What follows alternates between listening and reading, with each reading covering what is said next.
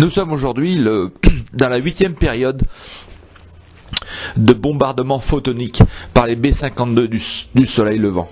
Dans la tranche de cake, dicté être le juin de l'an de grâce, dicté être 2014, et des brouettes de pâté de texte après la mort de la ficelle de lieuse du Fils de Dieu, la Père toute-puissante. Ça, c'est la date. Et le titre de ce document, ça va être « La guerre sur une autre planète ». Version 2014.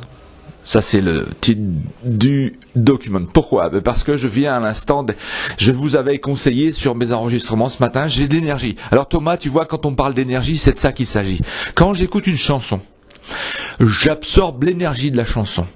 Quand j'écris un document, je ressens l'énergie de la chanson. Et je la balourde, le titre me vient à l'esprit et puis je mets ça sur mon document. Alors je fais ça depuis 10 ans maintenant. Ok ? Et qu'est-ce qui s'est passé pendant les 10 ans ? Eh bien, il y a une chanson qui revient, par exemple, du genre Yellow Submarine, le sous-marin jaune des Beatles.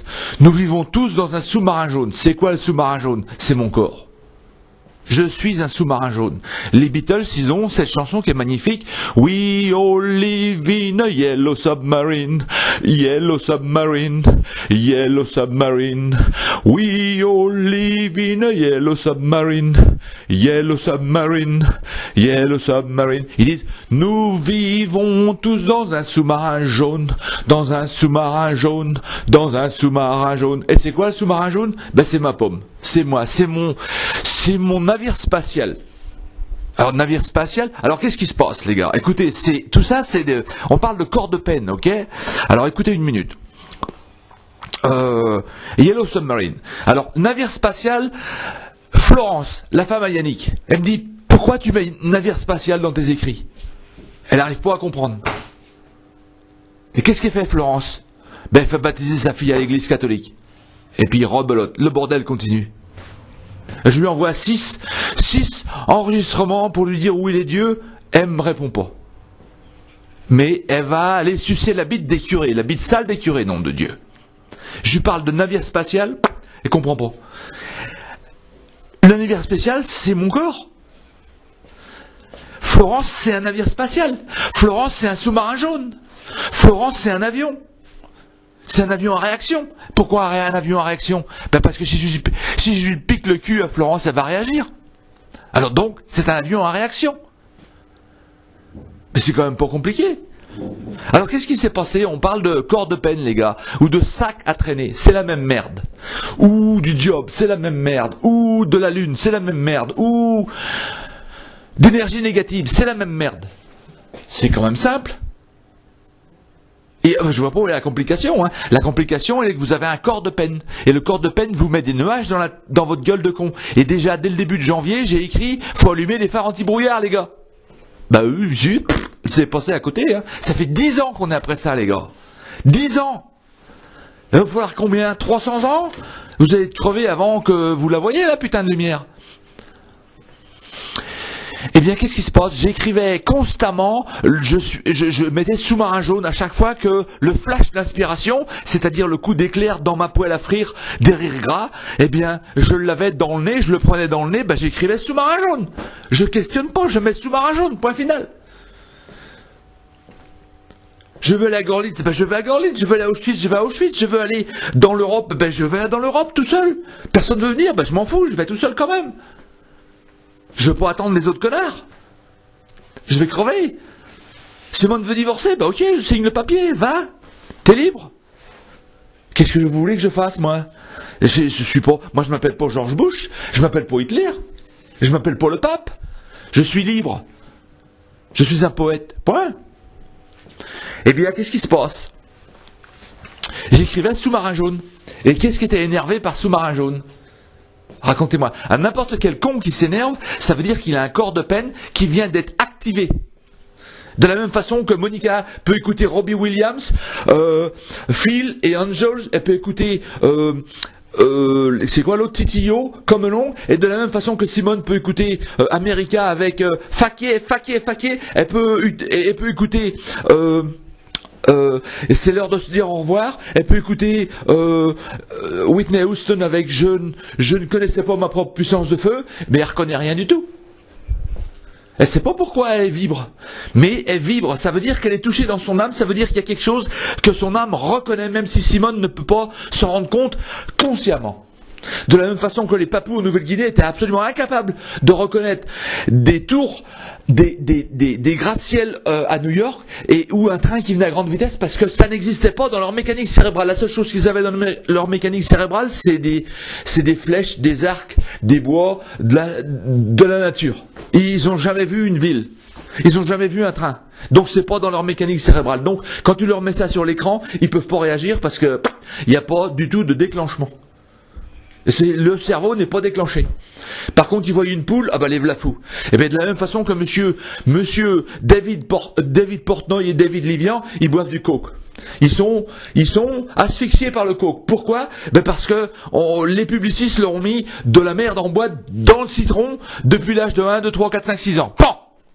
Et c'est valable pour nous aussi. On se fait des charges, on se les fabrique à l'âge de 1, 2, 3, 4, 5, 6 ans. Pan! Et vous, tout le monde, personne n'y échappe.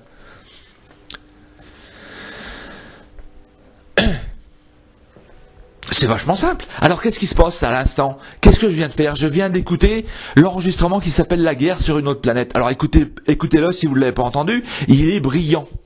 Et je suis en peine, j'ai vraiment mal au cœur. Et j'ai mal au cœur où? Ben dans ma tête de con, les gars. Je suis en train d'attaquer mon ego, mon identification à la pensée. Je suis en train d'attaquer mon cerveau. Moi, j'ai décidé de faire la guerre à ce con de cerveau. Et c'est très bien expliqué dans La guerre sur une autre planète.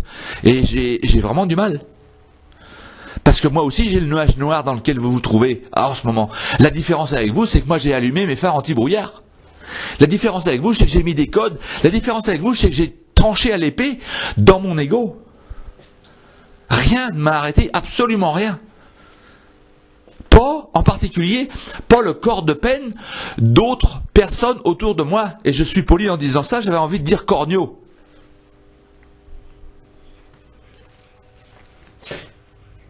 Écoutez cet enregistrement-là, La guerre sur une autre planète. Mais c'est toute beauté. Et je suis vraiment en peine, vous allez pouvoir la sentir vous-même. Et qu'est-ce que je fais quand je parle dans mon MP3? Je fais des chansons, les gars, je suis comme un Roger Waters ou un Jean-Jacques Goldman, je fais des chansons, j'ai pas de guitare. Bon, je sais pas jouer de la guitare. C'est-à-dire que j'ai pas d'informations dans ma tête de con concernant les notes de musique de guitare. Donc mon cerveau profond peut pas ramener de la création au niveau de la guitare parce que ça n'existe pas. De la même façon que si Yannick me file des bagnoles à décabosser, je vais les regarder, je vais bien voir qu'elles sont cabossées, mais j'ai pas d'informations préexistantes dans ma tête de con, et je suis absolument incapable d'amener une solution pour décabosser la bagnole. Par contre, Yannick, lui, il a l'information préexistante dans sa tête de con au sujet de la cabosserie de bagnole. Eh bien, il peut regarder une bagnole, et puis immédiatement cette information va dans sa tête, compare avec de l'information existante, et puis elle lui pond une solution. De la même façon que moi, je prends mon ordinateur et j'écris des lettres, et les lettres me pondent des solutions pour la situation dans laquelle je me trouve. Parce que ça fait 10 ans que je suis après ça. Enfin, ça fait 20 ans, ça fait 30 ans en fait que je suis après ça. Enfin, j'ai toujours été après ça en fait, toute ma vie. À 15 ans, j'ai dit, allez vous faire enculer chez les Grecs, monsieur les curés. J'ai dit, dégagez, sortez de là, je veux pas vous voir. Ça. Et je parle jamais à des catholiques, à des curés catholiques, ou des sœurs catholiques, je parle. Bon, si j'en rencontre, je vais être poli, mais de toute façon, on parle jamais, je vais jamais parler avec eux de religion. Jamais.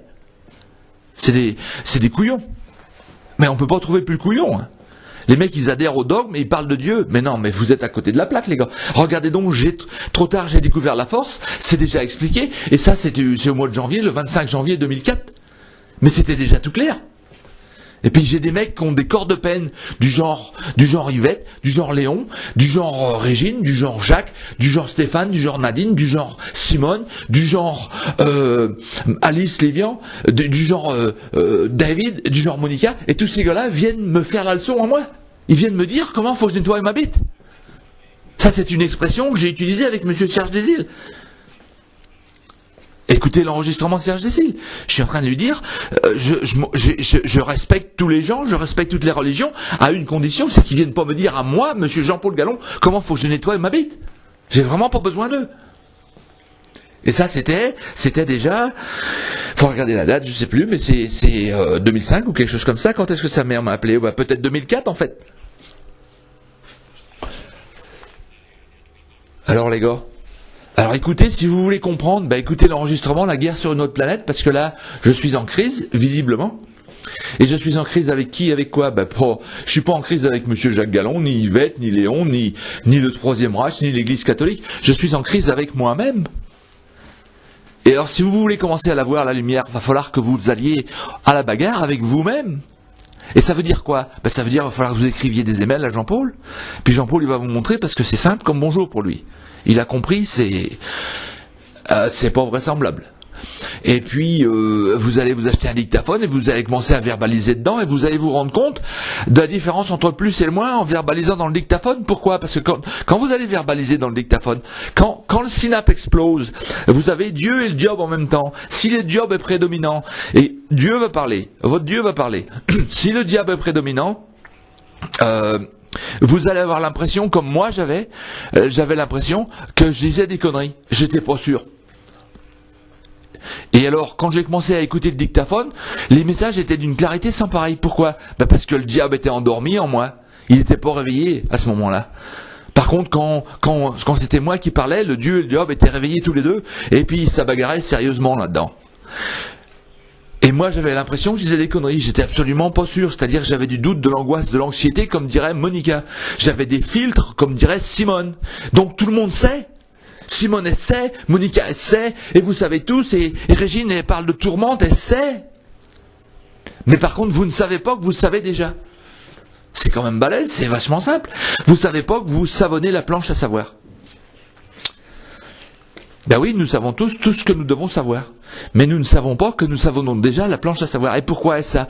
Parce que l'inconscient, c'est 100 milliards de noms de Dieu de cellules nerveuses. C'est 400 000 impulsions la seconde, alors que la conscience, c'est 2000. C'est-à-dire que Dieu, le Père Tout-Puissant, c'est votre inconscient. Alors il n'est pas dans l'espace, hein. Il est dans votre tête de con. Il est dans le ciel. Et le ciel, c'est la plus haute partie de votre personne. Et c'est quoi ça? C'est la tête. C'est dans la boîte crânienne, Marie-Léon. C'est la boîte de thé que j'ai prise dans la cuisine à maman. Et j'ai mis 2 yeux, un nez, 2 oreilles, la peau autour, et tu m'as dit t'es fou. Bah oui, c'est normal, t'as vu trop de soleil d'un coup, là. Ben moi je suis pareil, quand je vais voir Roger Waters, je dis il est fou ce mec-là. Quand je pense à Jean-Jacques Goldman, je dis il est fou ce mec-là. Et puis si tu lis Rose-Marie Altea, elle va te dire j'avais l'impression d'être folle à un certain moment. Elle a un beau passage où elle parle qu'on dit ça souvent. On utilise le mot fou parce que ça nous dépasse. Et ça dépasse qui? Ça dépasse la conscience. La conscience, elle marche à 2000 impulsions la seconde, elle est pas très difficile à être dépassée. C'est évident que quand tu marches à 400 000 impulsions la seconde, t'as plus de feu en toi qu'un mec qui marche à 2000 impulsions la seconde. Alors quand je me bagarre avec Portnoy, moi je marche à 400 000 impulsions la seconde. Déjà, en dépit du fait que j'avais pas découvert mon trauma. Mais je marchais déjà au maximum. Lui, il marche à 2000, il a aucune chance, hein. Absolument aucune chance. D'ailleurs, il s'est ramassé une terrée. Hein. Ça c'est pareil quand j'étais à la Blinière. Hein. À la Blinière, on a... tiens, permettez-moi de raconter la Blinière un peu, c'est trop drôle ça. Je l'ai déjà raconté, mais la Blinière... Alors la Blinière, c'est une ferme, et puis on a des cochons, et puis on fait des truies et on fait des petits cochons. C'est-à-dire qu'on vend les cochons quand ils sont à peu près... des petits, c'est-à-dire ils font... Attendez, ils font... oui, on les vend à 4 semaines en fait. Je crois de mémoire, ou 6 semaines, 4 semaines je crois. Et alors, ils font, je sais pas moi, ils doivent faire 5-6 kilos, quelque chose comme ça. C'est-à-dire qu'on vend des porcelets. Alors l'inconvénient de vendre des porcelets, c'est que quand les cours ils sont mauvais, c'est très dangereux parce que tu te plantes. Alors je savais ça depuis le début, donc on décide à un moment donné, alors on commence avec les porcelets et puis à un moment donné les porcelets étaient très hauts en prix et je pensais que ça allait tourner le marché. Alors je voulais garder les porcelets et les engraisser pour en faire des cochons gras de 100 kilos. Et c'est ce qu'on a fait. Et puis les cours se sont tournés au mauvais moment. Enfin tout ça c'est j'avais des productions techniques qui étaient pas suffisantes parce que j'avais des cochons dehors, il y avait des pertes relativement trop trop grande. Et puis on a comment dirais-je, on a décidé de transiter du petit porcelet au cochon gras à un mauvais moment parce que les cours du porc ont tourné, donc les porcelets étaient très chers quand j'ai commencé à les garder, et puis quand j'ai commencé à vendre du cochon gras, c'était bas. Et puis évidemment on est allé, ça a été le carton. Et alors qu'est-ce qui s'est passé? Moi j'ai vu le carton venir, et je l'ai pas vu venir. J'ai un copain de la Coperle qui est venu, et puis il me pose des questions, il me dit comment tu vas, et le mec il était super, c'est André Salmon il s'appelle, et André il était le chef des vendeurs chez Lauget. Et puis Lauget c'est un marchand d'aliments à Vitré, et Lauget avait vendu son affaire à la Coperle. La Coperle c'est une coopérative des Côtes du Nord, une grosse coopérative de cochons. C'est des solides, c'est des costauds, c'est des balèzes les mecs. Et André vient me voir, et puis il me pose des questions, comment va le business, et puis il me demande des chiffres, c'est-à-dire qu'il me demande combien j'ai de cochons, il prend sa calculette et puis il fait des calculations. Il fait des calculs. Et puis, quand il a fini ses calculs, il me dit, Jean-Paul, t'es baisé, c'est rampé. T'es cuit, là, tu dois avoir 30 millions dans les dents ou pas. J'ai du rêve ou quoi? Alors, qu'est-ce qu'il fait là?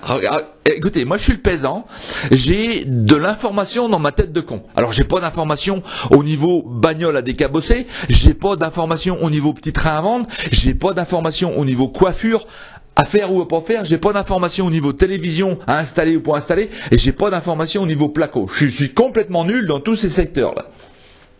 Par contre, j'ai de l'information dans ma caisse au sujet des cochons, du marché, de la mécanique d'une ferme de cochons. Alors qu'est-ce qu'il a fait le mec? Il est en train de me dire, t'es planté, t'es baisé. Qu'est-ce que se passe là?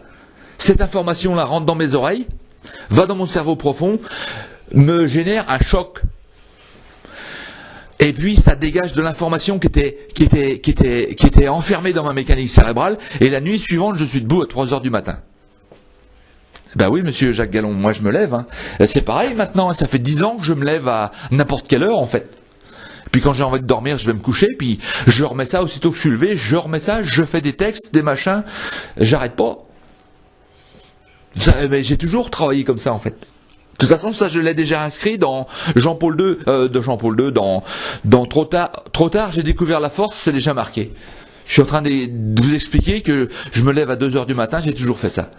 C'est-à-dire que j'ai toujours suivi mon impulsion personnelle. Je marche pas dans les dogmes. Je serais un mauvais soldat. J'étais à l'armée, mais ça a été le bordel à l'armée quand j'étais là-bas.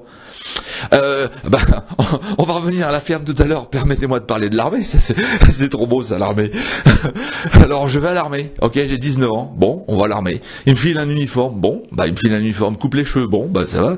Alors je voyais bien des mecs qui étaient sur la touche, qui étaient des objecteurs de conscience. Et ils refusaient l'uniforme, ils refusaient tout. Ça m'épatait, je trouvais ça intéressant.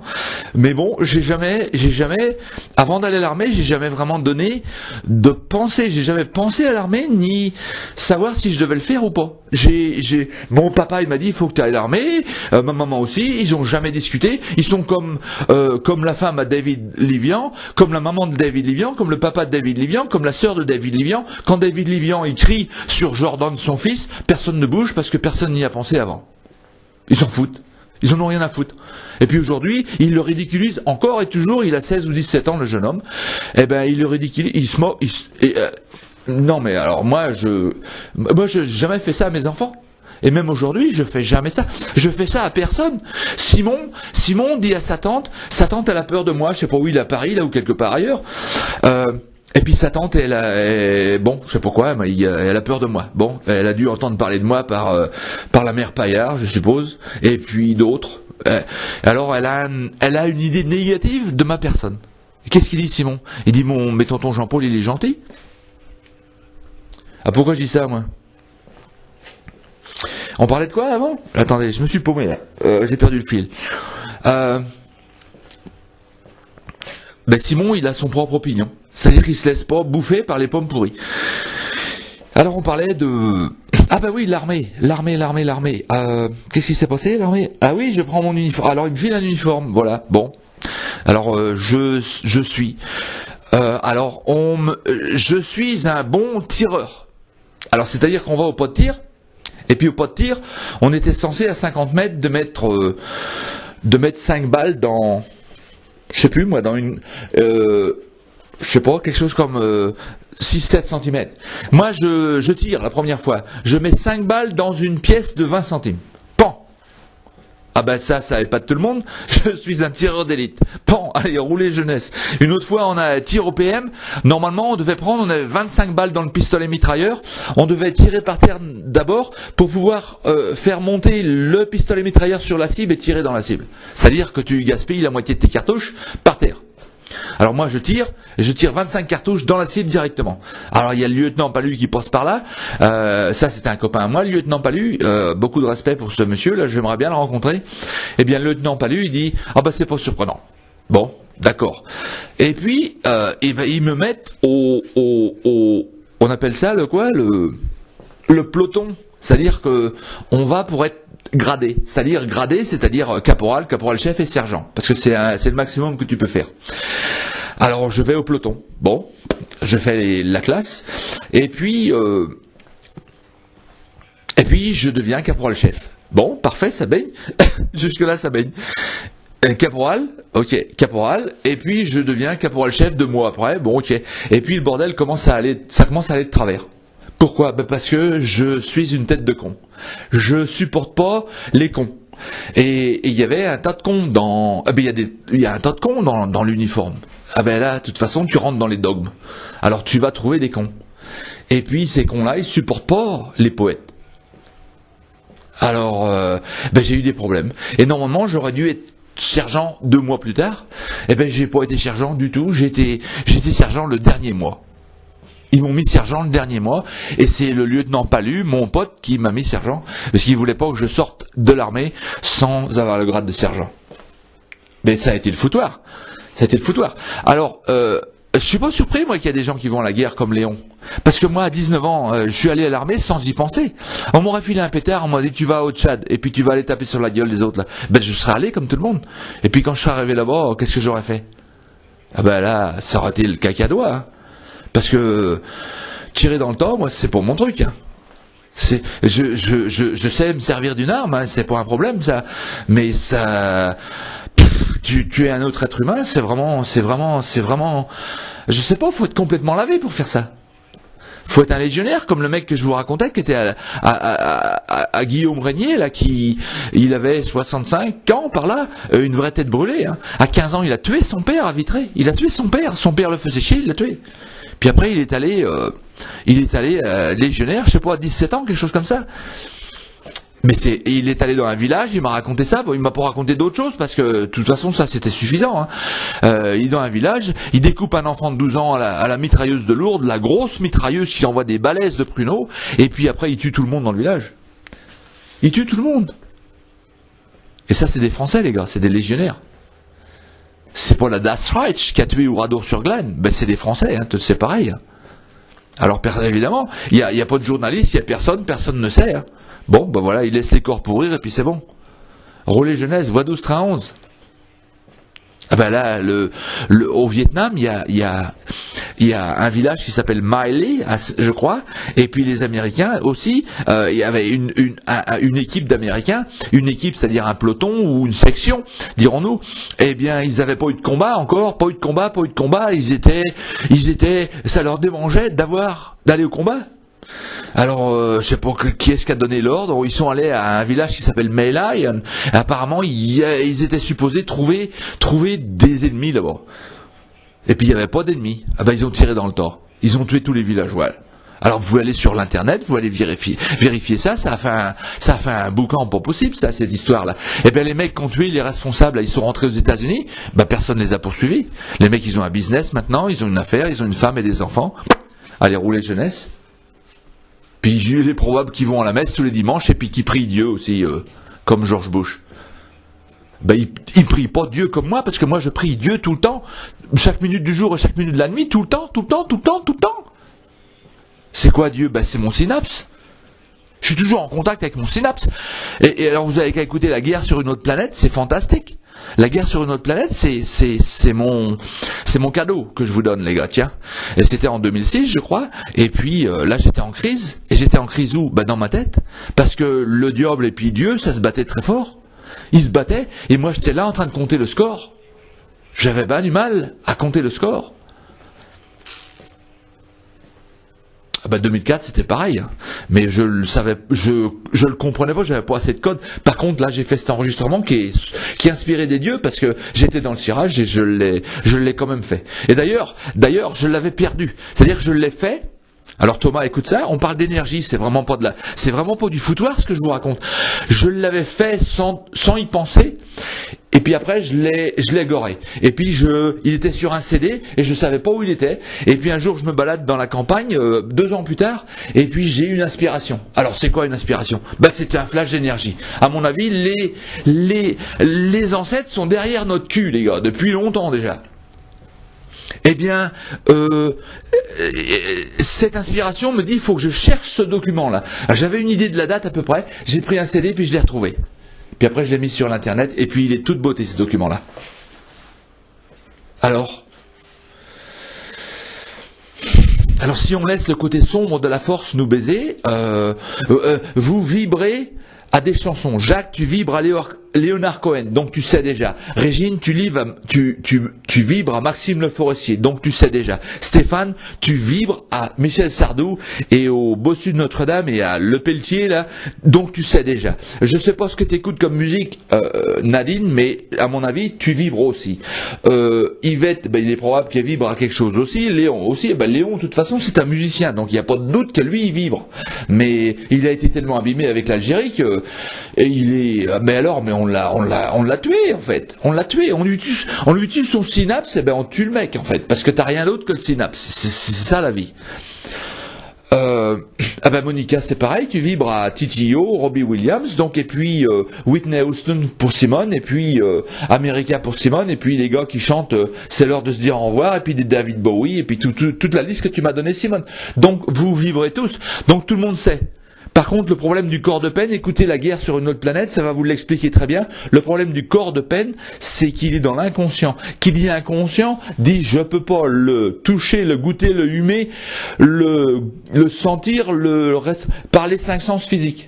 Donc, si je peux pas faire ça, j'ai l'impression que ça n'existe pas. Alors, vous avez qu'à écouter un autre enregistrement qui s'appelle Quand tu te balades la nuit dans ton char à bœuf. Ça aussi, c'est disponible sur YouTube. Ça fait déjà 10 ans de ça ou quelque chose comme ça. Ça va vous expliquer que c'est pas parce que tu vois des phares à 2 grandes lumières là qu'il y a rien derrière les lumières. Autrement, t'es comme un lapin.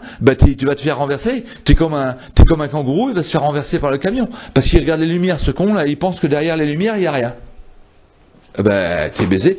C'est ça l'inconscient. C'est tout derrière. Alors, faut faire confiance à votre mécanique cérébrale. Faut vous faire confiance à vous-même, en fait. Et quand quelqu'un, Yannick, te dit que t'es pas un littéraire, ça, c'est une ânerie énorme, monumentale. Parce que t'es en train de croire la connerie d'un autre con. Faut pas faire ça, jamais. T'es aussi littéraire que n'importe quel con sur la planète Terre. Ou n'importe quel ange, je dis pas, t'es littéraire sans problème.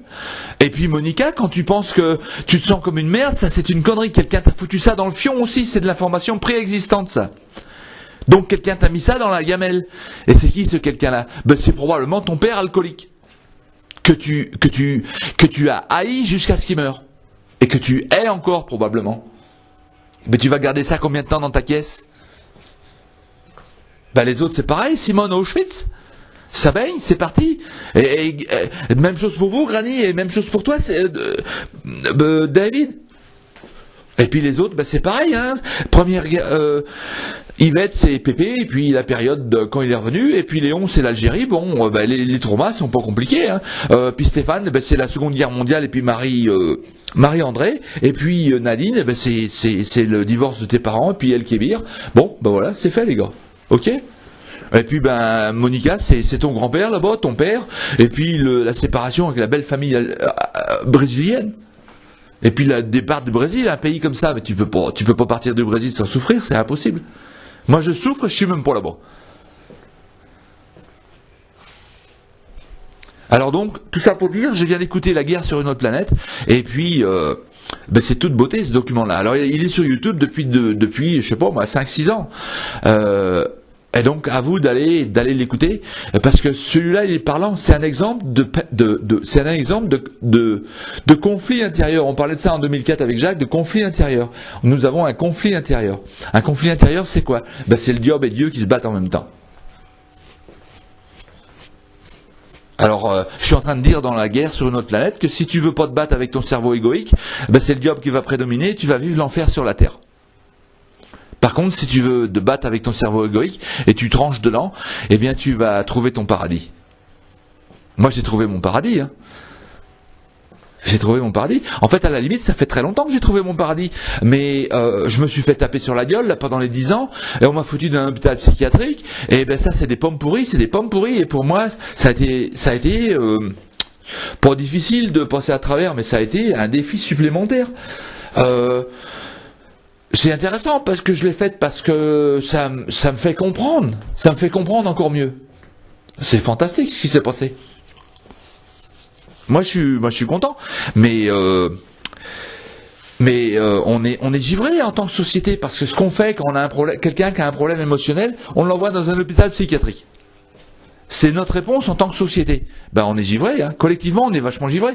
Et c'est pour ça qu'on a l'Église catholique et les religions dites organisées, parce qu'on est complètement givré. Faut pas mettre les gens dans les hôpitaux psychiatriques, ça c'est de la merde, les hôpitaux psychiatriques. Ça sert à rien. Et je prends toujours des médocs là parce que je suis sous un CTO, c'est-à-dire que par la loi je suis obligé, autrement ils vont m'enfermer et puis m'injecter de force. Bon, du moment que j'ai mon esprit, ça va, on va faire le temps qu'il faut, mais de toute façon, c'est de la merde. C'est de la merde, c'est tout. Alors écoutez, La guerre sur une autre planète, c'est de Laurent Barre. Ok, je vous remercie pour l'opportunité d'expression. Alors Thomas, je m'exprime encore. Qu'est-ce que j'ai fait là? J'ai simplement fait des sifflements d'oiseaux dans l'air, j'ai fait des croissements de grenouilles, j'ai fait des aboiements de chiens, j'ai dépensé de l'énergie qui était dans ma caisse et j'ai transformé en vibration sonore. Et on croit qu'on est vachement malin, vachement intelligent parce qu'on est capable de parler. Mais non, on fait rien du tout. C'est juste de l'épanchement d'énergie. Et si je suis chargé négativement dans ma caisse, je vais dire un tas de conneries, je vais me dire et me contredire en permanence, comme tous les mecs là que je nomme régulièrement, qui ont fait que ça. Là, Yvette en première place. Et puis, je vais dire et me contredire, et puis je vais balancer des pommes pourries chez les gens. Je vais dire, faut arrêter, ça suffit. Non, je vais dire non sans arrêt, au lieu de dire oui et puis d'avancer, comme Norbert il fait, comme maman elle fait. Maman a fait ça, Norbert a fait ça et moi je fais ça. Donc là, c'est clair, hein. Les autres, vous traînez du pied. Vous traînez du pied, c'est le noir qui vous domine.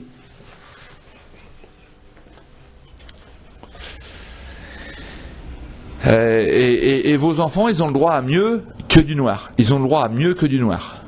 Ils ont le droit de trouver leur lumière à 20 ans. Parce que ça, c'est de l'or en barre quand tu peux la trouver à 20 ans.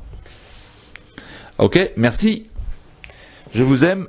Et puis à plus, les greluches. Bafona takouk. Ça, c'était Radio Porte Macquarie de l'Australie revigorifiante et profonde. Nom de Dieu. Bafona takouk.